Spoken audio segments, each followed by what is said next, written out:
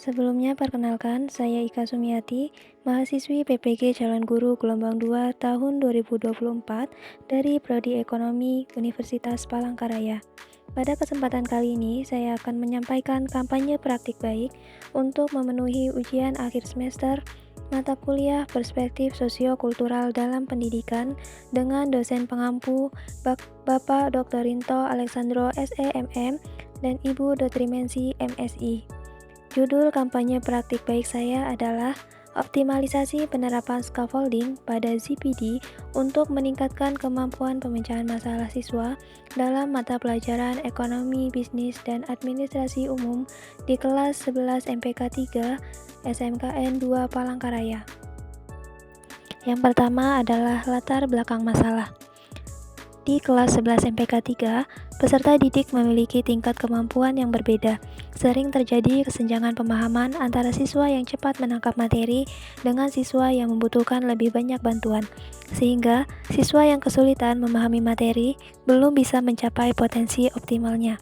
Solusinya adalah dengan memberikan bantuan dan dukungan dari orang yang lebih berkompeten untuk mencapai potensi secara penuh dengan teknik scaffolding, yaitu strategi pembelajaran yang memberikan bantuan atau dukungan sementara yang diberikan kepada siswa untuk membantu mereka belajar di zone of proximal development, yang kemudian bantuan tersebut dikurangi secara bertahap agar siswa belajar mandiri. Pencetus teori ini adalah Lev Vygotsky, psikolog asal Rusia yang mencetuskan teori mengenai ZPD dan juga scaffolding.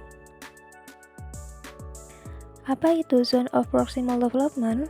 Jadi, Vygotsky menggambarkan Zone of Proximal Development atau ZPD sebagai landasan untuk memahami pertumbuhan kognitif peserta didik dapat berkembang. Zone of Proximal Development mengacu pada rentang jarak antara kemampuan aktual seorang individu saat bekerja secara mandiri dan kemampuan yang dapat dicapai dengan bantuan atau bimbingan seseorang yang lebih berpengalaman, seperti seorang guru atau teman sebaya yang lebih mahir. Dalam ZPD, peserta didik dapat mengatasi tugas atau konsep yang sulit dengan bantuan dan dukungan yang tepat. Sedangkan scaffolding adalah pemberian sejumlah bantuan kepada peserta didik yang mengalami kesulitan pada tahap awal pembelajaran. Secara bertahap, bantuan tersebut akan dikurangi atau dihilangkan ketika peserta didik sudah mampu mengerjakan tugas secara mandiri. Panduan scaffolding ini merupakan bentuk dukungan dari orang-orang yang lebih ahli atau kompeten untuk membantu peserta didik menuntaskan tugas atau memahami konsep yang awalnya tidak mampu diperoleh secara mandiri. Peranan guru dalam scaffolding lebih difokuskan pada pemberian bantuan yang diperlukan peserta didik untuk mencapai kemandirian belajar. Lalu, intervensi terkait penerapan scaffolding pada Zone of Proximal Development.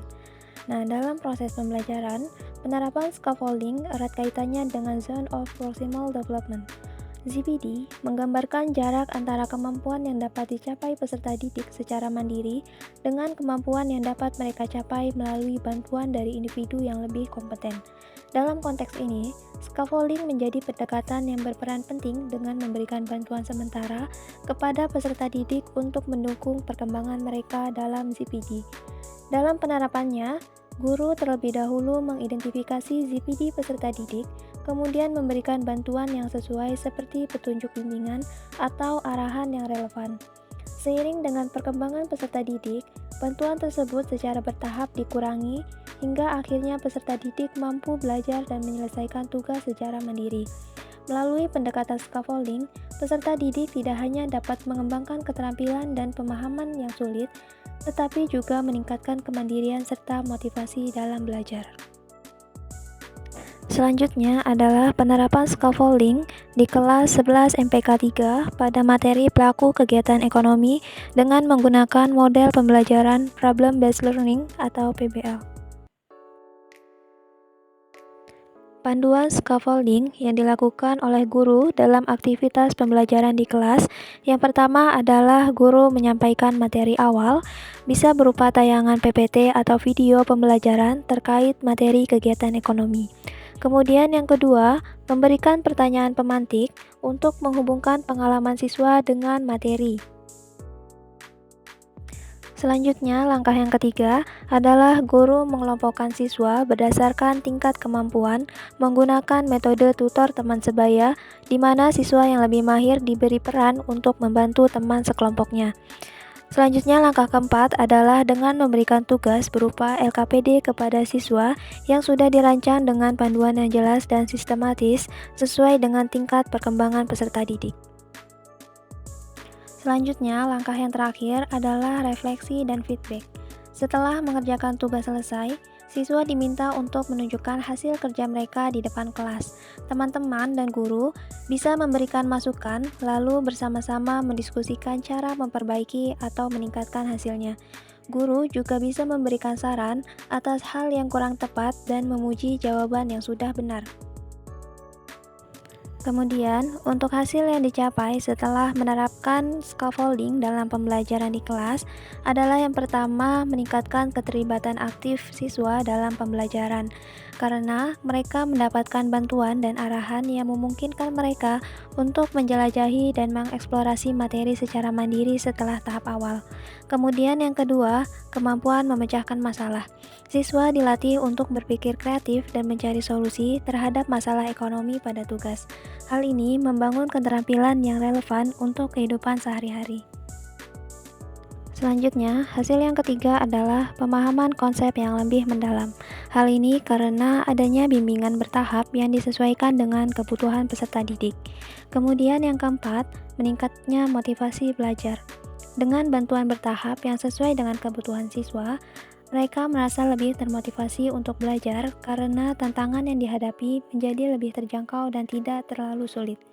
Kemudian yang kelima adalah meningkatkan kemandirian belajar. Pendekatan scaffolding membantu siswa untuk menjadi lebih mandiri seiring dengan berkurangnya bantuan dari guru. Demikian panduan scaffolding yang dapat diterapkan oleh guru dalam aktivitas pembelajaran di kelas untuk meningkatkan kemampuan pemecahan masalah dan pemahaman konsep peserta didik. Terima kasih. Wassalamualaikum warahmatullahi wabarakatuh.